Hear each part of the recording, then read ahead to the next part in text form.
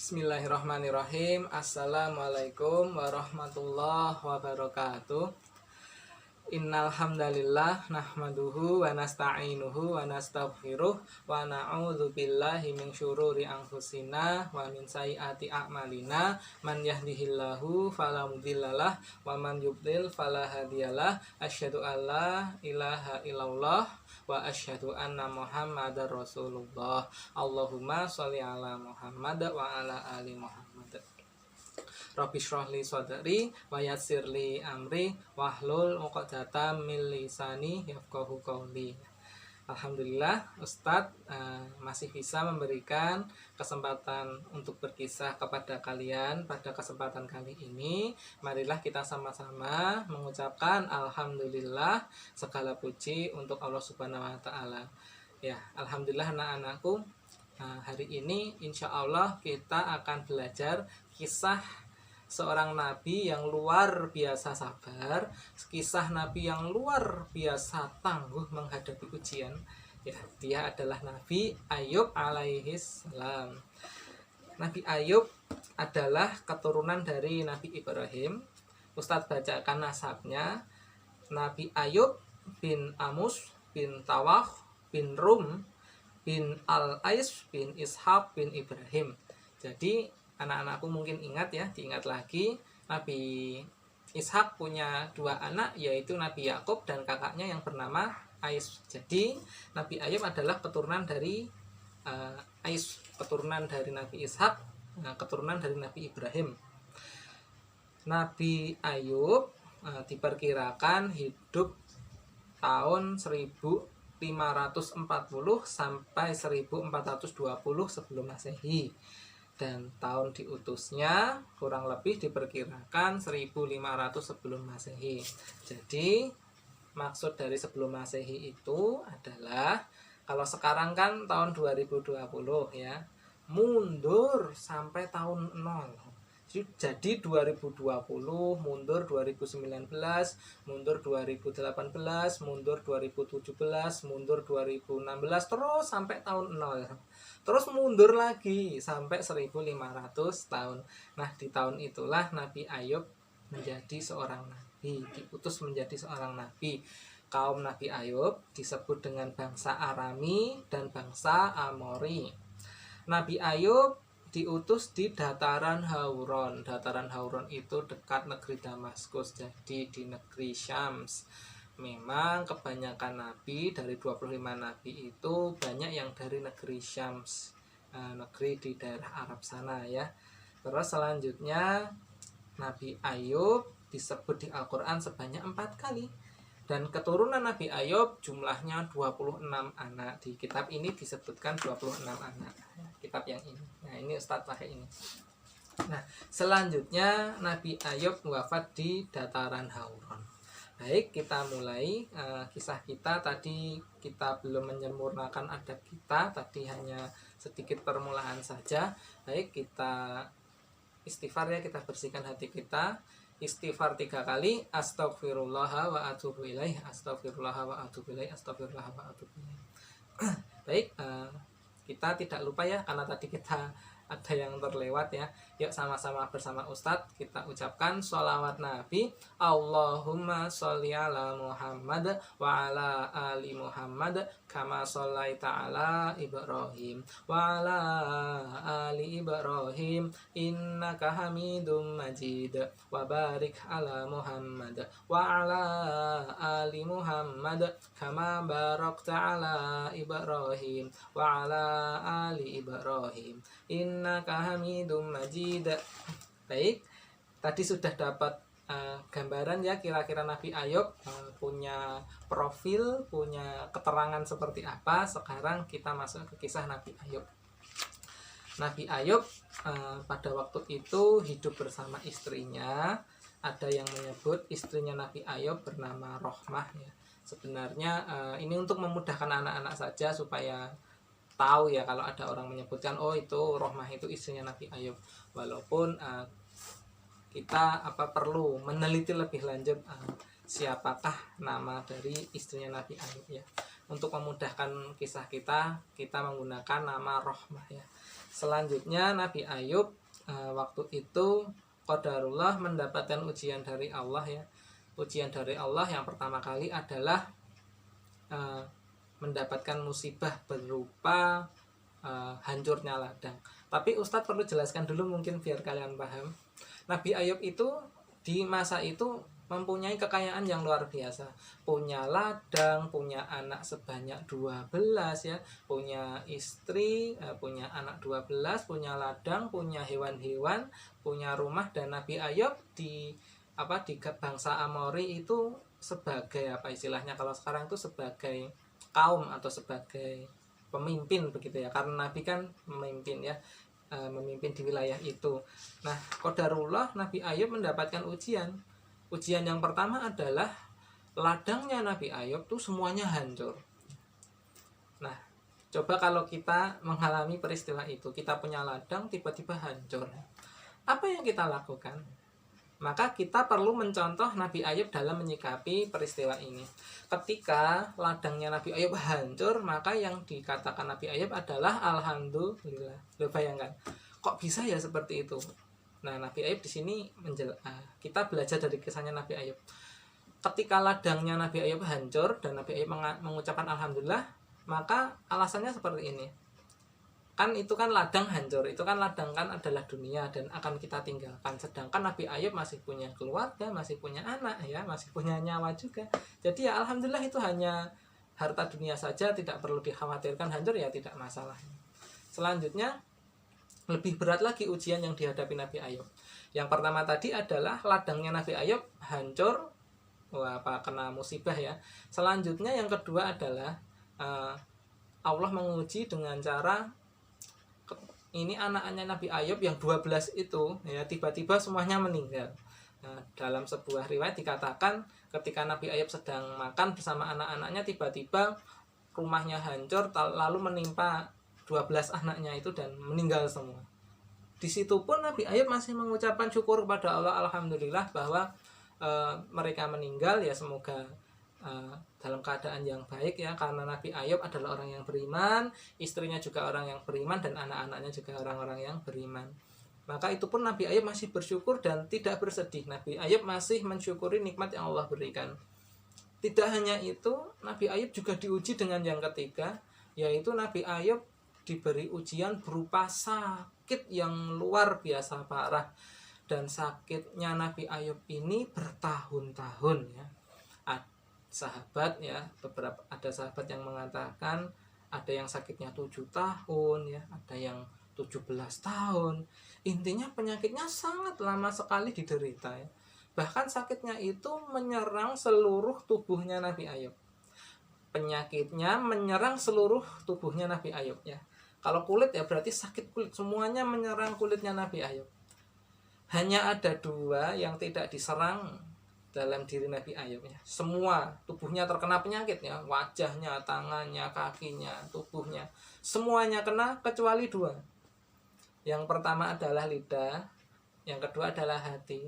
Nah, kenapa kira-kira demikian? Apa hikmah dari peristiwa ini? Nabi Ayub lidahnya tidak sakit karena digunakan untuk berzikir kepada Allah. Dan hatinya Nabi Ayub juga tidak sakit karena hatinya digunakan untuk mengingat Allah Subhanahu wa Ta'ala.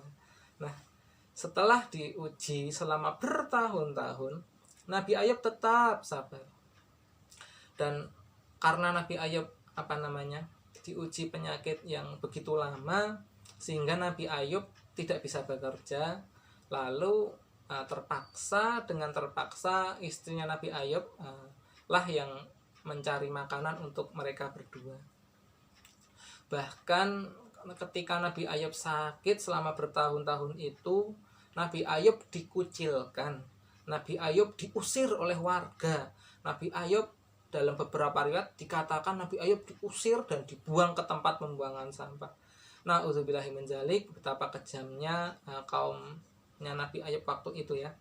Dari orang yang dulunya sangat kaya, lalu Allah uji dengan 3 ujian, lalu Nabi Ayub masih tetap sabar dengan ujian-ujian itu. Lalu Ustadz ceritakan secara singkat ya terkait istrinya Nabi Ayub.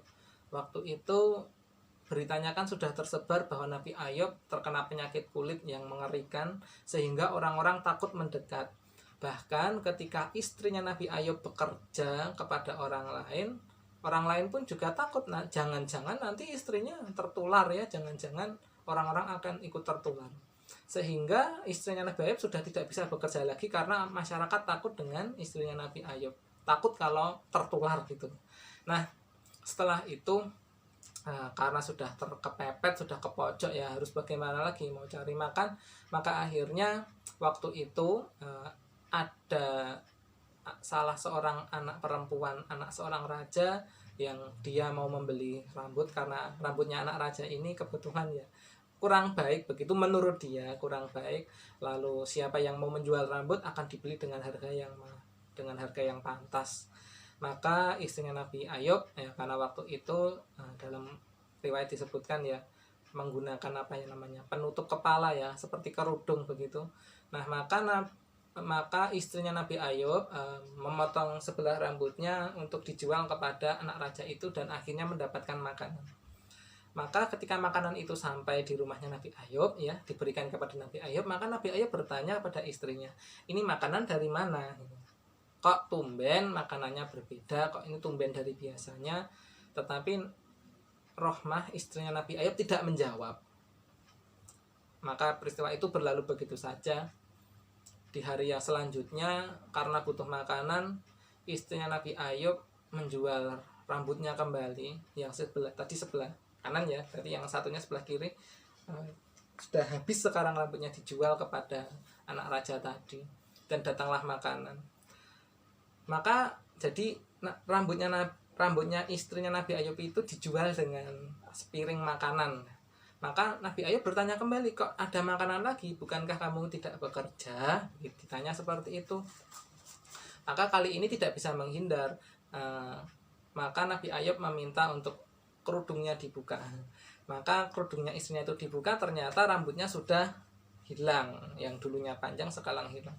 Maka di situ karena istrinya Nabi Ayub tidak izin kepada suaminya dan tidak memberitahu, maka dengan spontan ya Nabi Ayub mengatakan akan menghukum istrinya itu dengan 100 kali cambukan begitu. Nah, itu adalah janji yang diucapkan Nabi Ayub tanpa sengaja, ya keceplosan begitu. Setelah itu berita ini terus saja menyebar sehingga saudara-saudaranya Nabi Ayub pun ikut bersimpati itu ikut kasihan.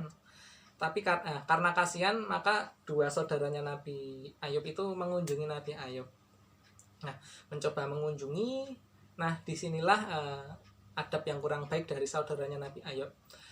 Dua saudaranya Nabi Ayub justru malah membicarakan Nabi Ayub. Ya, kata mereka, ini jangan-jangan Nabi Ayub ini dihukum sama Allah karena dia begini. Malah menuduh yang tidak-tidak. Maka di situ ketika Nabi Ayub mendengar, Nabi Ayub jadi sedih. Kenapa saudaranya kok berbuat seperti itu? Akhirnya Nabi Ayub berdoa pada Allah, ya Allah, kok aku tidak ridho dengan omongan mereka gitu, Mbok ya. Tolong berikan berikan nih solusi bagaimana gitu. Maka Allah Subhanahu wa taala memberikan solusi. Nabi Ayub disuruh menginjak tanah yang ada di rumahnya itu, di mana dia berada, dia injak. Nah, ketika tanahnya itu diinjak ternyata keluar air. Dan Allah memerintahkan air yang keluar dari tanah yang diinjak itu dipakai untuk mandi. Maka Nabi Ayub pun mematuhi perintah Allah. Nabi Ayub mandi dengan air di situ dan ternyata sekali mandi langsung bersih dan penyakitnya hilang semua. Masya Allah, hilang semua. Nah, maka ketika istrinya nanti pulang dari bekerja mencari nafkah, tentu ini bukan untuk dicontoh karena kondisinya terpaksa ya, karena kondisi terpaksa maka istri dalam kondisi ini harus mencari makan. Maka ketika istrinya pulang kaget, kok di rumah ada seseorang laki-laki yang sangat tampan. Saking kagetnya sampai tidak tahu bahwa itu adalah suaminya sendiri. Maka Nabi Ayub mengatakan, aku itu suamimu. Wah, senang sekali istrinya Nabi Ayub alaihissalam. Nah, setelah peristiwa itu Nabi Ayub ingat dengan janjinya dulu bahwa akan menghukum istrinya dengan 100 kali cambukan. 100 kali dicambuk, sakit sekali. Tapi mau bagaimana lagi, sudah janji kan Nabi Ayub. Nah, disitulah Allah memberikan pertolongan. Allah memberikan pertolongan berupa begini. Allah memberikan perintah seperti ini. Ayub, wahai Nabi Ayub, silahkan ambillah 100 ikat rumput. Rumput kan kecil-kecil ya. Ambillah 100 ikat rumput lalu dipukulkan sekali ke istrimu. Ya tentu saja tidak sakit ya, tapi itu solusi dari Allah Subhanahu wa taala sehingga istrinya itu tidak sakit ketika dipukul pakai rumput seikat 100-nya. Akhirnya itulah kisah dari Nabi Ayub. Ustadz berikan kisah tambahannya terkait dengan kisah Nabi Ayub. Nabi Ayub juga pernah mengalami peristiwa sedang mandi tapi sudah sembuh. Lalu ada belalang emas yang hinggap di sana. Lalu Nabi Ayub mengumpulkan belalang emas yang ada di situ. Nah, Nabi Ayub ditegur oleh Allah. Kenapa Nabi Ayub kok mengumpulkan belalang padahal kan sudah kaya kembali gitu. Nah, Nabi Ayub mengatakan, ya Allah, bukannya aku itu serakah, tapi aku ini tidak puas dengan rezeki yang engkau berikan. Ya, intinya sangat-sangat bersyukur sehingga dimanapun ada rezekimu aku ambil begitu. Nah, ini kisah tambahan ya, bukan berarti Nabi Ayub serakah, bukan, tapi Nabi Ayub ini sangat bersyukur sehingga ketika ada rezeki dia menerima. Nah, itulah kisah Nabi Ayub alaihissalam yang begitu luar biasa sabar, yang bisa kita ambil hikmahnya. Semoga kita sebagai manusia hari ini ya, yang diuji oleh Allah dengan sedikit ujian, ya jangan mengeluh. Nabi Ayub seberat-beratnya ujian ya ada di Nabi Ayub ya, yang sakit ya, tentu saja yang sakit.